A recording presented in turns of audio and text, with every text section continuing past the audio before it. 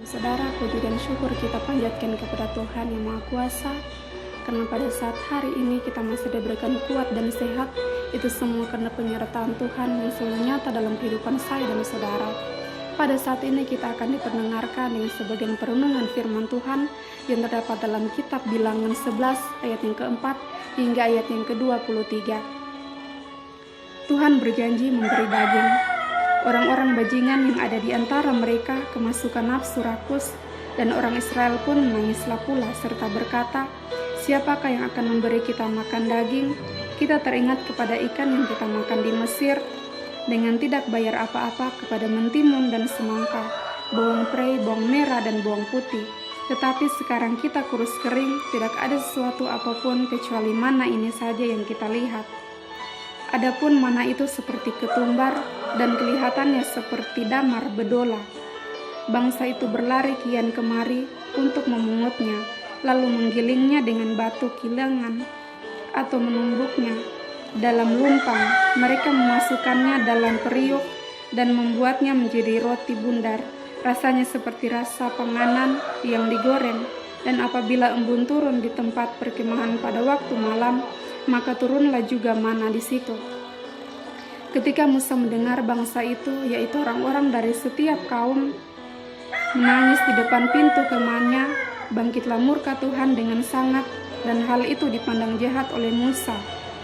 Lalu berkatalah Musa kepada Tuhan, "Mengapa kau perlakukan hambamu ini dengan buruk, dan mengapa aku tidak mendapat kasih karunia di matamu, sehingga engkau membebankan kepadaku tanggung jawab atas seluruh bangsa ini? Akukah yang mengandung seluruh bangsa ini, atau akukah yang melahirkannya, sehingga engkau berkata kepadaku, pangkulah dia seperti pak pengasuh memangku anak yang menyusu, berjalan ke tanah yang kau janjikan dengan bersumpah kepada nenek moyangnya. Dari manakah aku mengambil daging untuk diberikan kepada seluruh bangsa ini? Sebab mereka menangis kepadaku dengan berkata, berilah kami daging untuk dimakan. Aku seorang diri tidak dapat memikul tanggung jawab atas seluruh bangsa ini, sebab terlalu berat bagiku. Jika engkau berlaku demikian kepadaku, sebaiknya engkau membunuh aku saja, jika aku mendapat kasih karunia di matamu, supaya aku tidak harus melihat celakaku." Lalu berfirmanlah Tuhan kepada Musa, "Kumpulkanlah di hadapanku dari antara para tua-tua Israel 70 orang yang kuketahui menjadi tua-tua bangsa dan pengatur pasukannya. Kemudian bawalah mereka ke kemah pertemuan supaya mereka berdiri di sana bersama-sama dengan engkau. Maka aku akan turun dan berbicara dengan engkau di sana. Lalu sebagian dari roh yang hingga padamu itu akan kuambil dan kutaruh atas mereka. Maka mereka bersama-sama dengan engkau, aku akan memikul tanggung jawab atas bangsa itu. Jadi tidak usah lagi engkau seorang diri memikulnya, tetapi kepada bangsa itu haruslah kau katakan, kuduskanlah diri untuk besok, maka kamu akan makan daging, sebab kamu telah menangis di hadapan Tuhan dengan berkata, siapakah yang akan memberi kami makan daging? Begitu baik keadaan kita di Mesir, bukan? Tuhan akan memberi kamu daging untuk dimakan.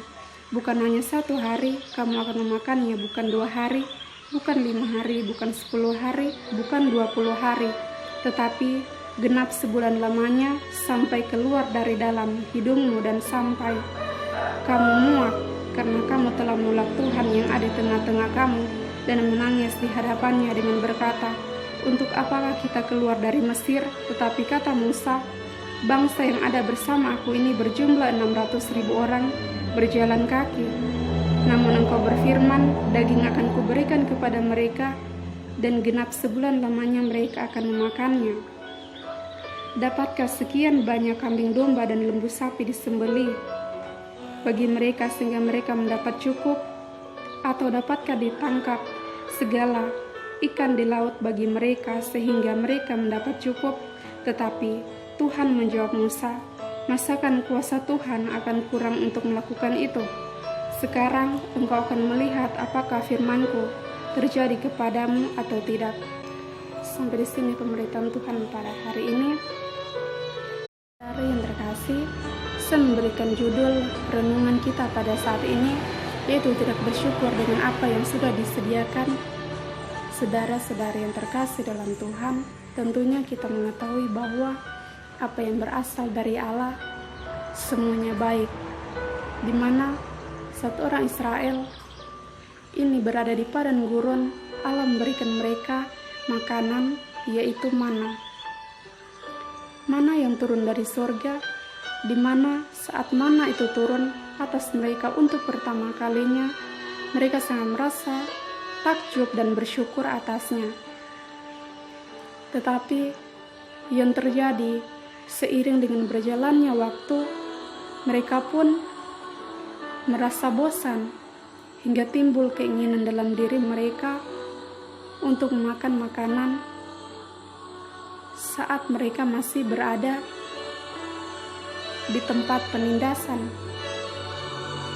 di mana mereka mengingat makanan dan tanpa dibayar apa-apa, sana bisa makan ikan, mentimun, semangka, bawang putih, bawang putih, bawang merah, dan sebagainya. Terkadang jika kita berada di situasi seperti itu pun, kita akan merasakan hal yang sama.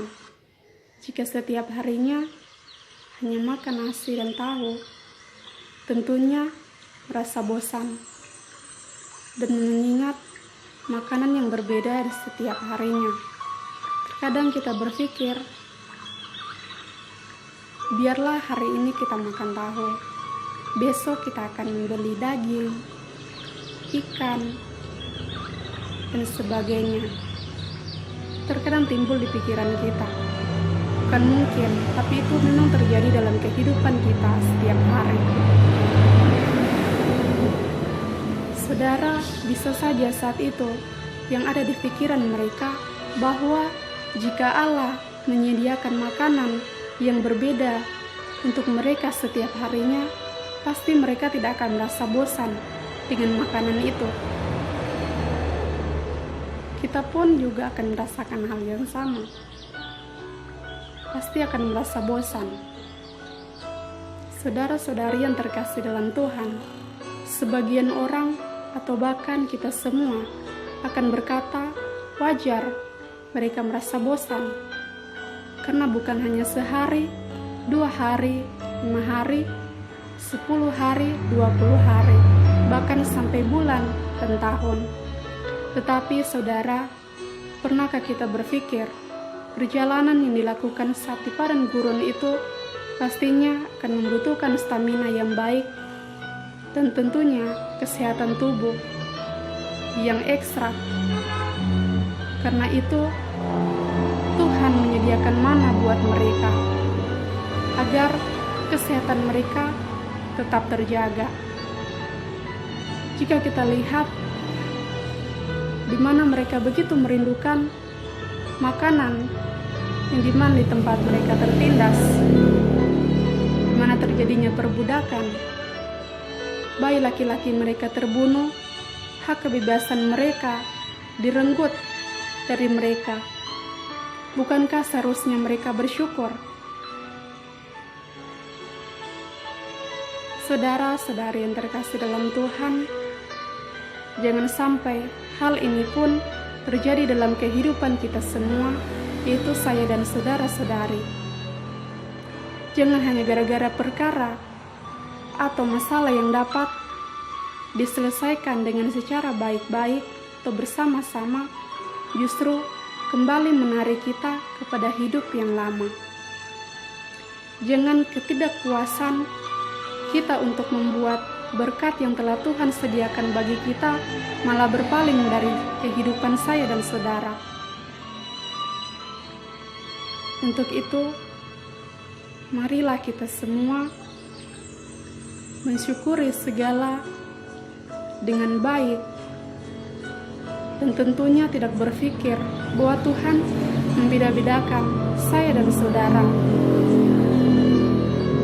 Ia mau supaya kita tetap bersyukur, tetap berupaya dengan sebaik mungkin, dengan segala usaha yang bisa kita kerjakan. selama itu tidak merugikan orang-orang yang ada di sekitar kita. Saudara, kerjakanlah apa yang menjadi bagian kita, agar berkat itu pun menjadi bagian saya dan saudara, dan tentunya bagi orang-orang di sekitar kita pun. Di sini kita akan merenungkan setiap perjalanan kehidupan kita, setiap hari yang kita lakukan. Masihkah kita meragukan Tuhan dalam rancangan kehidupan yang Ia rencanakan buat saya dan saudara? Apakah kita masih meragukan berkat-Nya setiap hari yang Ia berikan kepada kita, yaitu kekuatan, sehat yang masih Ia berikan hingga saat ini? Terpujilah nama Tuhan. Amin.